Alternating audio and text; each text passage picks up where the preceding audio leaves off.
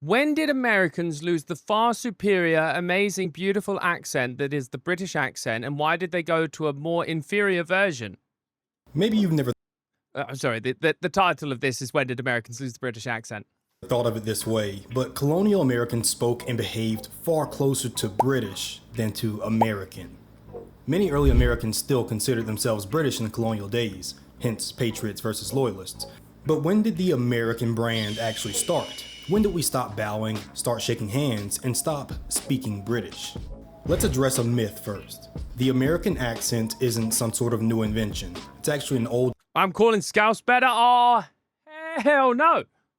No. Your worst is better than Scouse. one. In the 1700s, British English was not the Queen's English that we think of now. The British sounds, right? I'm sorry. Anyway, instead, British English was rhotic, meaning they pronounced the R in words like hard, bar, and car.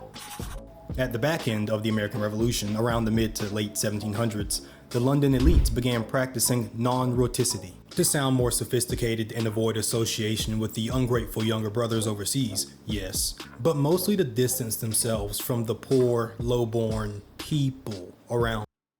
Wait, I didn't know that. Wait, so you're closer to the original? Huh. First iPhone's worse than the most recent.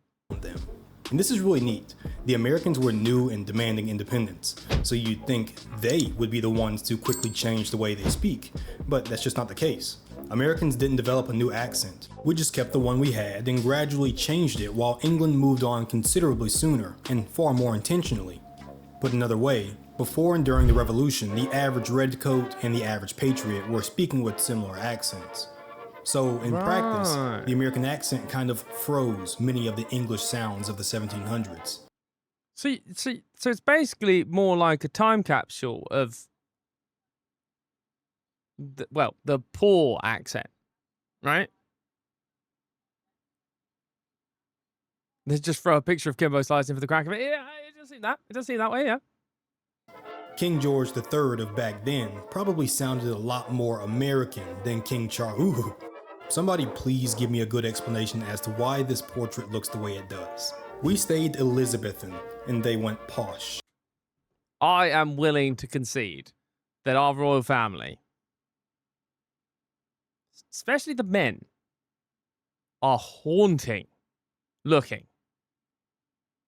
It seems like the genetics for the males are crazy. And this is really important as far as class and national themes. In the US, liberty and equality were massive virtues and still are now. And not to say that those virtues are not present in the UK today, but there's a clear discrepancy in that birthright hierarchy still stands as a major recognized institution. And we can't skip over the demographic changes here either, as the early American West, for example, was a melting pot of German, Irish, and Scandinavian influences, while Great Britain just remained far more homogenous for much longer. But there's more here. With speech changes comes reading and writing changes. Have you ever wondered why Americans and Brits, Americans and Brits, there we go, have different spellings? I love that he left it in. I don't think I would have left it in if I was editing this video.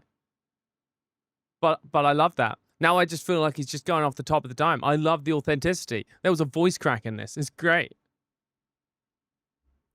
But I actually didn't know that. I don't think I've ever bothered to research my own accent. Most stuff we do is different from the UK, is the original, and the UK changed it to not be like us. I can see that. And then you also got like the obviously like the German Scandinavians and like French and everything all sort of like jumbled up to the point, you know what I mean? I think that's a cool little backstory. And it definitely, I mean, I'm from the South, so historically this was the area that was a little bit more educated and wealthy. Not that has much of an impact now, but our accent tends to be more what would be the attempt at being posh. Yet you probably would see a lot more similarities with like more northern dialects, I'd assume. For words like color. Well, of course you have. Look, I'm in your brain already, which I'm sure is massive and juicy. Lots of wrinkles, yeah. For this spelling thing, we can I like this guy. I like this guy. He's saying all the right things. It is very big, juicy, and wrinkly. Thank you. thank Noah Webster. Yes, that Webster. He thought that as long as Americans used British spelling, they were still mentally enslaved to the crown. He wanted an American language that was as lean and efficient as the people, and many of his suggestions gained.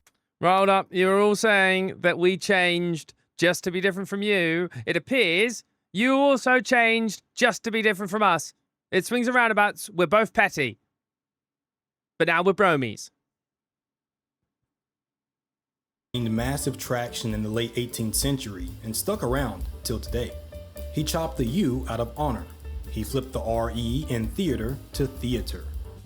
These seem perfectly normal to the average American nowadays, but get this, there were more rejected changes than accepted ones.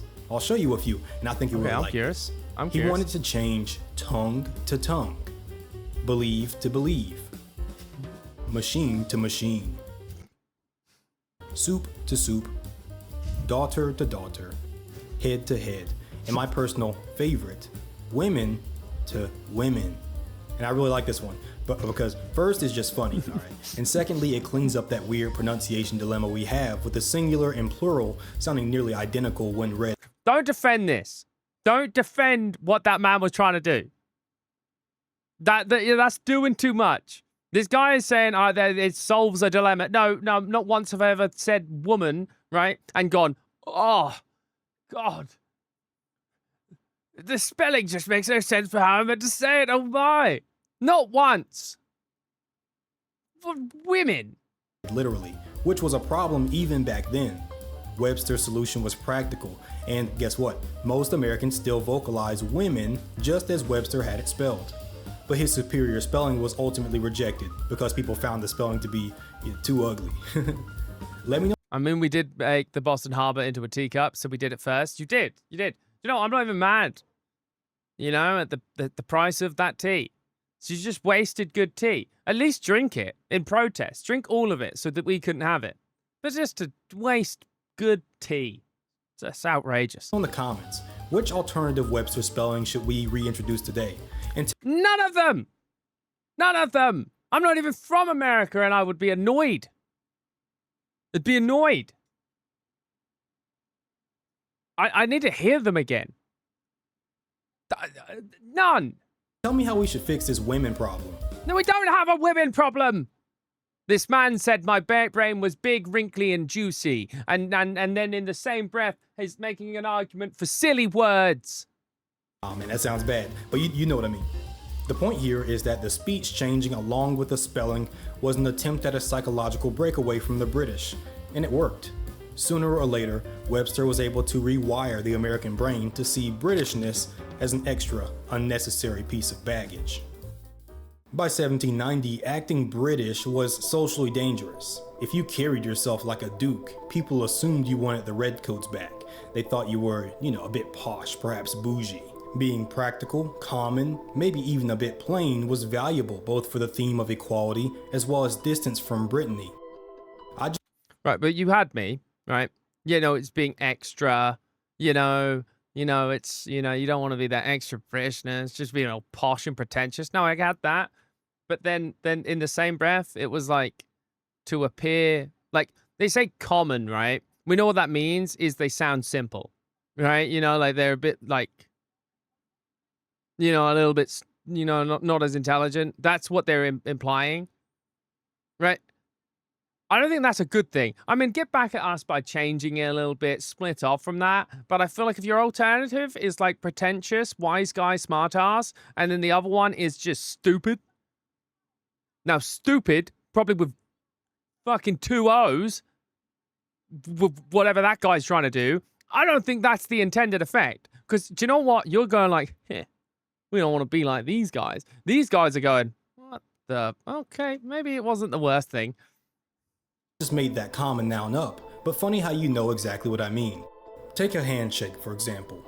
In London, a bow was a physical map of who was above whom, but in Philadelphia, the handshake became the law of the land. It was a radical, metaphorical middle finger to the class system. America didn't invent the handshake, right? As far as I don't know. Now, this is, we did a react. I don't know if I posted this one or the other one first, but I was under the impression it was, the reason you shake with your right hand was so that you couldn't reach for your sword. I thought it traced back to those days. That could be a myth that I've just heard of. I never fact checked that. But, like the fact your sword would be here, you shake with that, so you can't do that and pull the weapon because this is awkward. You do that as a sign of like, I'm chill. That might be a myth that I've perpetuated there, but you can't claim that. I don't think. If that's true, you can't claim that. You look a man in the eye and grip his hand. A display that we overlook now, but directly respects the language from the Declaration against Great Britain that all men are created equal. Benjamin Franklin was really good at this. He would show up to important events dressed humbly, even showing up to the French court in a raccoon hat and plain brown suit. Everyone else was in powdered wigs and silk stockings, even the men. It seems unserious, but this representation of the American public as simple, somewhat rugged, was effective in securing French alliance against the British. He showed up in a raccoon hat? All right. But again, I'm all for like separating yourself. I feel like it was needed. We weren't the best. We weren't that cool. But come on. I have a whole video on why Benjamin Franklin wasn't a president and really was just a goofy guy, if you're interested. Now, you think this trend from Franklin of being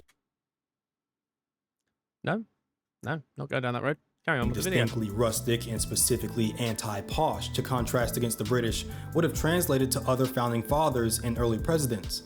But this just didn't happen, not for a while. In fact, for the first 40 years, US presidents were still Virginia gentlemen, if you will. They spoke with a refined, rhythmic cadence. Then came 1828, and this absolute menace of a man became the 7th president, Andrew Jackson. He ran on and embraced the persona of the regular man and woman, and while he wasn't the most I'm sorry, Miss Jackson. Oh, your husband's a dick. Morally upstanding figure, to say the least, he was dedicated to the average person. He may have been the only true common man president that the US has ever had. Let me know if you agree with that statement. I mean, just think, when's the last time we had a regular guy be president? I hit 17 straight three-pointers. God, this video, he's asking questions that cannot be answered. They can, but they can't. Probably be for the better, right? Anyway, Jackson's inauguration was closer to a riot than a ceremony like we're used to now. No, really, it was an actual riot. Thousands of common people flooded the White House. They tracked mud on the expensive rugs, they broke fine china, and they forced the president to escape through a side door while the staff lured the mob outside with tubs of spiked. Right. Sorry, I haven't followed that. I've been so distracted. This guy does not look scared. That guy does not look scared whatsoever. He's getting like escorted out of like a mob. The guy is like the most unimpressed person in this image. He does not give a fuck. The president to escape through a side door while the staff lured the mob outside with tubs of spiked punch. And now we close our eyes and visualize what that may have looked like. Look, guys, leave the president alone. Look, there's alcohol outside. And that's all it took. Man, we used to be a country. We used to be, you know. To British observers, presumably with their noses upturned, this must have been the end of days. To Americans, it was the birth of the frontier identity. This is the moment we traded the salon for the saloon. We stopped trying to be refined and started being authentic. This is where the American voice gets faster, louder, and more utilitarian. Something interesting though we should note here, specifically with accents, is that we kind of went backwards. In the late 1800s and early 1900s, wealthy Americans got accent envy again, let's say. This created the mid-Atlantic accent, that weird half-British voice you hear in old movies or You missed us. You missed us. You'll be back. Soon you'll see. From Franklin D. Roosevelt's a good example of this, that weird like fake accent. Some schools even taught it to make Americans just sound better, more upper class, so to speak. But this ultimately failed. Why? Because the pioneer identity was just too strong already. After World War II, the mid-Atlantic accent died. Trying to sound elite just wasn't cool. It was very un-American. And there's definitely some subtext with that one. So, when did we... But I mean, to be fair, you are kind of losing your accent anyway, no? Well, not losing your accent, but you are losing the variants. I think it becomes more and more common to have what my stream know it, but the media American voice, or like the commercial one, you know. I find it's all becoming very standardized. I mean, I watched an accent video on stream one time, and it was like from different states, and I know I'm not from America, so like it was subtle. Like it was subtle. You were definitely losing that. stop acting British, speaking British? It wasn't a single day. Nothing in history is that fast. Instead, it was a 50-year slow fade from the halls of Parliament to the mud of the Tennessee frontier. Early American history gets skipped over, and it sucks because there's a lot of cool stuff. I like showing off the weird parts and answering the burning questions. Click here to see why America abruptly stopped expanding its borders. If you learn something new, drop me a like. Become a... I mean, I definitely did learn something new. I didn't know. I did. What the? I've just clocked there's cows. YouTube, if you watch this, don't worry. Don't worry about the cows. Let it be forgotten. Don't come to my Twitch and mention cows. It's not necessary. It's not necessary. We don't need it. And not fucking wanted. But I did learn something. I did not realize that we changed ours in relation to yours, and then you changed yours in relation to ours, and then you came back to ours halfway. I don't know. Weird. Lots of things. Probably shouldn't speak about it in a video. Wanted to. Couple of points. Could have added to. Didn't want to.